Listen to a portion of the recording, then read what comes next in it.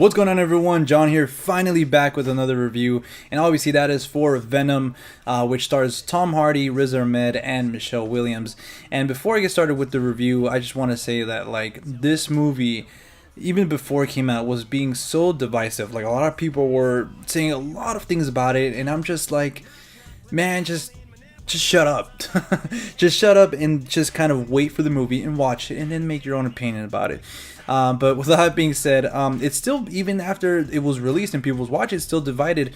With people saying, hey, it's one of the worst comic book movies to come on in recent years, and a lot of people really like it.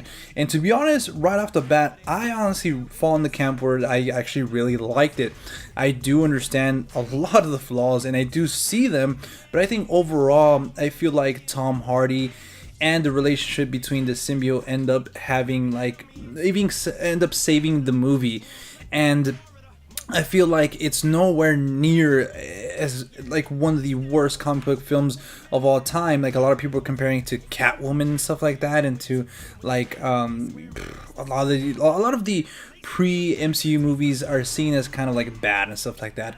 I wouldn't go to say that this is better than Spider-Man 3, because actually revisiting the movie before last year's Spider-Man Homecoming, I actually revisited all Sam Raimi's Spider-Man films, and the third one actually still holds up.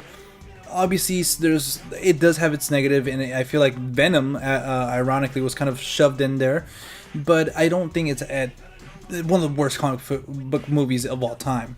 But anyways, with all that being said, guys, I actually really enjoyed this movie. Like I said earlier, I think Tom Hardy brought his A game for this. Not one of his best performances, but obviously, well, I was going to say not one of his worst either, but I don't think Tom Hardy's ever had a bad performance. But I feel like he was able to make this character work. They did have, Michelle Williams there to kind of try to give us, a connection to, oh man, he has this girl, he was going to do this and this with her, but obviously that fell through. And I was going to say some stuff right now, but no spoilers, obviously, guys, until the end. I'm going to talk about the end credit scene for a little bit, but don't worry, I'm going to warn you before I talk about that. So anyways, so they throw in Michelle Williams there to kind of, have Eddie Brock have something, but I feel like if she was just not there at all, I feel like she was just there to kind of move the plot forward and stuff like that. But I don't know. So they have a lot of things to kind of make us try to connect with Eddie Brock, but I feel like when he gets the suit or the symbiote attaches to him, I feel like that's when the movie really kicks in, and you're really just enthralled and kind of just wanting to see what this suit does for him and stuff like that, if he's going to get out of the situation or not. And once that Venom character comes into play and starts talking to Eddie, it's kind of like that's what you're there to see, the Venom character, that whole sort of Dr. Jekyll, Mr. Hyde situation, those two dual personalities kind of talking, going back and forth and stuff like that. Venom has his own agenda, and then Eddie Brock's trying to kind of just like get rid of it, kind of trying to like, he's kind of like, what's going on, he doesn't know anything. But anyways, that whole dynamic, I feel it's what makes the movie work. And one of my negatives is that I wanted more of it. I feel like it comes in a little bit too late, but at the same time, it's like I want more. I feel like the movie should have been longer, obviously, to develop the relationship between him and Michelle Williams, and also the villain, which I'm going to get to a little bit later. But I wanted just more of Eddie Brock and Venom, the suit, together. And I hope we get more. This film's apparently going to get a sequel because it did so well in its opening weekend. So I'm excited, and I hope the sequel comes through because of, again, not spoilers, but because of the end credit scene. Going off with, again, one of my other negatives is the villain. I feel like he's not like that mustache twirling villain, like, haha, I'm gonna get you now, Eddie Brock, but there's not a lot to him. He kind of just wants to, he has his agenda, but that's it. Like, there's not a lot to explain. Like, a lot of his motivations were like kind of missing. They didn't really go into that. But Riz Ahmed did fine, with what he was given with. I feel like he should have kind of been. He should have gone in a little bit more with his character, but again, a lot of the screen time, like this movie was kind of short, so there's not a lot that could have been given to him, because they had to explore that whole relationship between Eddie Brock and Venom and stuff like that. So the villain, again, not great, but the end fight scene was pretty cool, but again, I thought that was short as well.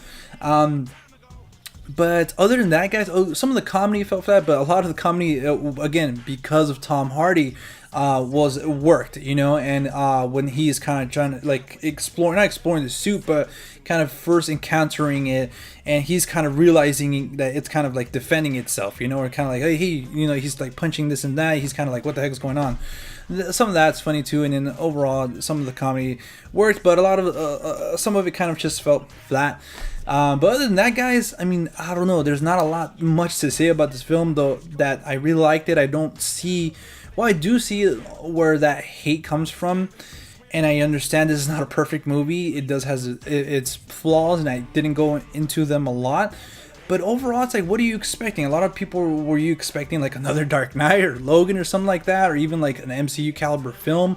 You know, it's like, what the heck? Like, what else were you expecting? You know. So I feel like overall I enjoyed it. I would see it again, and like I said, I do want a sequel because of the end credit scene. I feel like so again, if you haven't seen the movie, you know, click away from the review, come back later and finish, and we can discuss the end credit scene together. So again, you've been warned.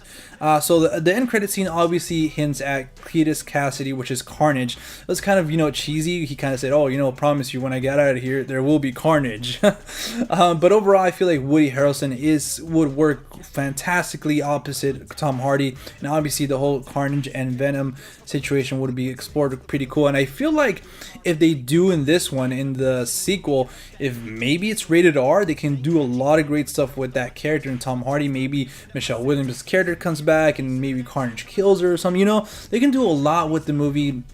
Not saying it should be rated R, because this one actually, you know, it has a lot of with the action too. I didn't touch upon the action. It was pretty cool. They didn't do like no really cool revolutionary like fight scenes or something. They could have used their powers a little bit more. And again, I wish the end fight would have been longer. But then you see the cat. It's the symbiote. Anyways, my cat Oreo making a cameo appearance.